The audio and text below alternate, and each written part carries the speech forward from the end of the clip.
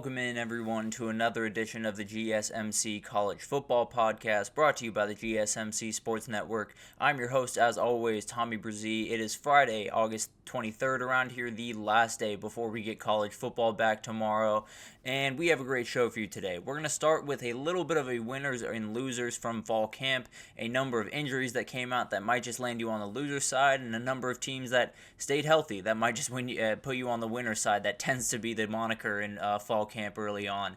Then we'll get into an interesting story around Nick Saban and Lane Kiffin. Definitely a lot of stuff to take away from an excerpt out of a book that is being written by Army Katayan and John Talty over at CBS called The Price, What It Takes to Win in College Football's Era of Chaos. So very, very interesting piece that we will absolutely get into today. Then we have a little bit of a recruiting update, a couple of big-time commitments, including one of the best offensive tackles in the country committing to Oklahoma, and we have a ton of different intel coming up about a ton of commitments that are coming up over the next 7-10 days. So definitely want to get you updated there. We have lingering questions around the top 25 teams. We actually dip a little bit below the top 25 today, but that'll do it for this segment, at least through this week. And then at the very end, we'll do a little bit of a headline wrap up. A ton of stuff has happened throughout this week that I just want to get you guys on your guys' radar as we head into week 0. But before we get in, I apologize for that. Before we get in, I do want to remind you all we get tons of questions and comments throughout the show, and the best way for you all to get your question on the screen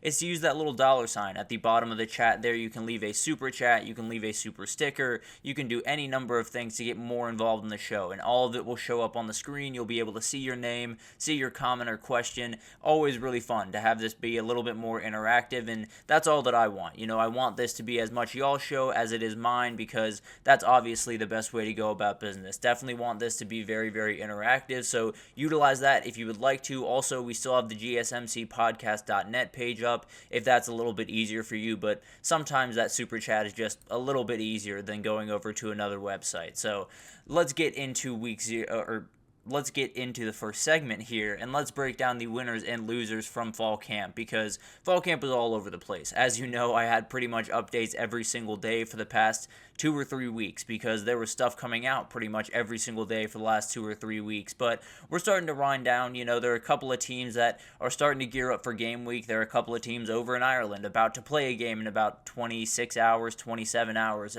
from now. So definitely a lot of stuff to pull away from fall camp. But let's get into the winners first, and for me it starts with Utah. They might have had the best month of anyone in the country, and it's plainly just because Cam Rising got through it healthy. That is the number one thing for this team, bar anything else. A number of things could have gone wrong. Every other player on the team could have, that's not true. A lot of players could have gotten injured. As long as that guy was on the field, they were feeling pretty good about where they were. The other part of it is Dorian Singer is exactly who they thought he was going to be. He has come in and absolutely taken the reins as the wide receiver one, and it feels like he fits this system much more than he fit the USC one, where it felt like he could be a very special player, but just never really caught traction there. I do think he's an all Big 12 type player, though, so very, very high on him, and it seems like this fall camp went very, very smoothly. Not only Cam Rising being healthy, but pretty much everyone over in Salt Lake City is healthy right about now. So you got to feel pretty good if you're Utah. Obviously, health is something that you have to worry about week to week, but as of right now, Utah feels raring and ready to go. But Michigan's the other one I want to talk about, and it really just comes down to Alex Orji. It feels like he has taken full reins of this job, and it hasn't been named that he's the starter, but I'd be shocked if anything else happened at this point, because it sounds like throughout camp he has slowly taken more of a leadership role, has slowly taken more and more of the reins of what is going on in that offense, and that is just absolutely massive. It's something that, frankly, they absolutely need to happen if they're going to go to the playoff this year. They can't operate in a world where they have a quarterback going in and out of that starting role, whether it's Davis Warren or Jack Tuttle or Alex Orji. They can't play musical chairs and expect to get to the Big Ten title or even the playoffs. So definitely something to watch there. And then Jayshon Barham, Wesley Walker, 2 transfer pieces that came in, have been absolutely huge. Actually, I said Wesley Walker was at Tennessee yesterday.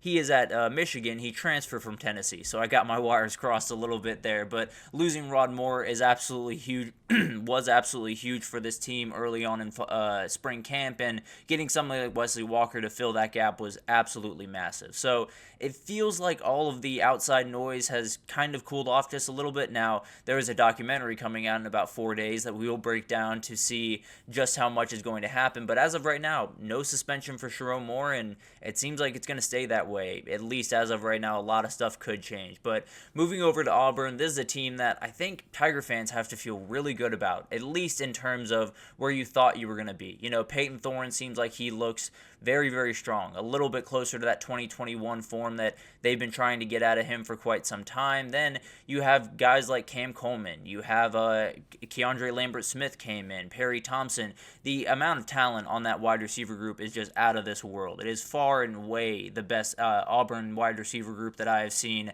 in quite some time. I'm not exactly sure what exact year I would pinpoint, but this group is really ridiculous, and I do think it's one of those things that they've done really well on the defensive line. It feels like the transfers are hitting. A lot of stuff is coming together for this team, and more than anything, it just feels like the energy around there is a little bit different. It feels like they kind of like Florida in the same sense, where they have a certain energy about them that no one else has about them. They believe in themselves the way that no one else does, and that tends to be a really, really good way to go about business as you head into a season that is going to get testy at times, no doubt about it. Moving over to Ohio State, it's all coming together for this team. There were some worries as you walked into fall camp, whether it was Will Howard, can he take full control of this offense, the offensive line, can they find the right 5 guys?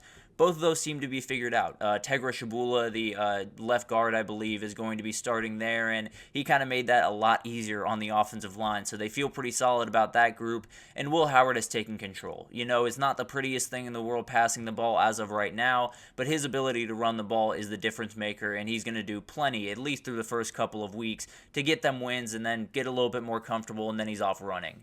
And then finally, Alabama. I think every worry you had going into fall camp, you at least feel a little bit better about. It's not by far, it's definitely not fixed, but Xavier Brown came in, the freshman, and is making a number of different plays and seems to be ready to start at that corner position. Definitely will be a tall order in that Week 3 and Week 4 matchup against Wisconsin and Georgia, but at the end of the day, a very talented kid and seems to have answered every bell that you could possibly want. And then on top of that, Jalen Milroe is taking control of this offense, which is a scary reality. If this guy can find the groove that, I don't know if he's going to be nearly as prolific as Michael Penix is, but frankly, he doesn't have to be. So if he can find a groove in this offense and they can run this offense based on his strengths, it's going to be a scary proposition for pretty much everyone else in the country. And then some other teams that had some great fall camps is Miami, Florida State, Clemson. All of the big-time ACC teams seem to have really great months. Nebraska had a big-time injury to their left tackle, but other than that, everything seemed to be going very smoothly, and Dylan Raiola has taken more of those reins, so you got to feel good there. And then Colorado had a very nice fall camp with just a lot of things coming into place the way that they want to. So definitely a huge couple of weeks for these teams, and we'll see if it parlays into a couple of wins this upcoming season. But moving on to the losers, the first one's obvious. It is Texas. When you look at the amount of running backs in particular that they lost their RB1 CJ Baxter for the season, I believe, with a PCL and LCL injury, and then you had another injury to Christian Clark, a guy that was going to be more of a depth piece anyway, but at the end of the day, when you lose your top running back, you can't lose anyone else. So it's definitely a tough hit. They were able to bring in a player from Kansas, a graduate transfer. I'm blanking on his name right now. I apologize. Velton Gardner is the name, but he's come in and that helps that out just a little bit. But whenever you have those injuries, it's definitely going to be a little bit of an issue. But on the other side, other than that, Texas has been kind of rolling. The interior defensive line has been playing really well. The secondary has been coming together the way that they want it to. And obviously, it's going to jump off the page when you lose your top running back and then you lose another one a couple of days later. But at the end of the day, they're a mostly healthy team. If they can figure out that running back position, then everyone else seems to be more than fine. moving over to Texas A&M, same exact problem. You lost Ruben Bain and likely was going to be your top guy at running back. Now, they are well equipped to handle that. Le'Veon Moss is a really good player. I think Amari Daniels is someone that's going to take a step forward. So it's not necessarily like they're going to bottom out, kind of the same way as Texas. I'm not necessarily worried about them totally losing all the rushing effort for this year, but it definitely is something that they're going to have to worry about as they head into it. And also, the other part is, sounds like this O-line is coming along, but not necessarily where they want it to be. It sounds like they, have gotten better from a year ago, but they were pretty far off a year ago. So they definitely are going to have to continue to improve and find the 5 right guys to fit in those positions. But overall, it seemed to be, outside of the Ruben Owens injury, outside of a couple of little things for A&M, it was relatively smooth through fall camp.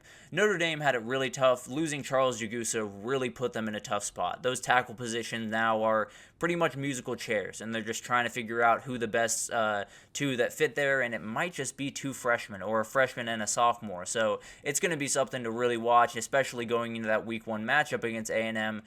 You're going to have some really good edge rushers coming at you in Nick Scourton and Cassius Howell, and if those guys aren't ready, they're going to have a problem. It sounds like the wide receiver core is looking strong, though, and Riley Leonard is coming along. So it's not necessarily like the sky is falling, but if you were to pick a position that you least want to get injured outside of quarterback, it's probably left tackle, so definitely a tough hit for that Notre Dame team. Over to Oklahoma, this one is a little bit different than the rest of them. They did lose Jaden Gibson, a star wide receiver that I think is just a game changer for this offense in a number of different ways, especially with someone like Jackson Arnold at quarterback. But also, it sounds like this O-line is okay. It's not necessarily where they want it to be, but it sounds like they feel pretty good about the tackles, don't feel quite as good about the interior of that line, and it'll be really interesting to see how that kind of develops throughout the season. Jackson Arnold still had some troubles with turnovers, which is expected against a Brent Venables defense, but it'll definitely be something to watch. But as of right now, it doesn't necessarily look quite as clean as Oklahoma would want, and they don't necessarily have the longest runway in the world as they get into SEC play. And then Missouri, this one's a little bit different as well, just because it's one injury that's really kind of tearing me down here. Darius Williams is a very, very talented guy they brought in from Georgia, and losing him for the year was a huge blow. I think this defense is one that it has plenty of talented players, but not necessarily enough to sustain some of these injuries, and I think they're going to have to be able to find someone, and it's likely going to be a younger guy to step into that position. So overall, I don't think it necessarily was a disastrous fall camp by any means, but when you lose a player that was likely going to be a starter on a defense that is likely going to take a step back, you never love to hear that. So I do think Missouri had a little bit tough of a month, but overall, if that's the only big-time thing that happened, can't be too mad if you're a Tiger fan. But the other ones that had a tough go of it, Rutgers lost Mohamed Tori, a remarkably talented linebacker for them and likely their best player period on that team other than Kyle Montegai. But at the end of the day, definitely a tough blow for them. And then Tennessee losing Jordan Thomas was absolutely huge and something that could really hurt their season because that back end looks less than good as of right now, but definitely a lot of things coming out of fall camp. Winners and losers is always kind of a tough thing to pin down because you usually hear pretty good stuff coming out of these fall camps, no doubt about it, but at the end of the day, there are some things you can kind of read between the lines and find some winners and losers in there. But let's take our first break here, and when we come back, we're going to talk about Nick Saban and Lane Kiffin. If you didn't see, there was a little bit of an interesting article, or not article, but an excerpt from a book that is being put out that is very interesting when you talk about the Nick Saban-Lane Kiffin relationship. So we'll break it down right after this, so stick with us.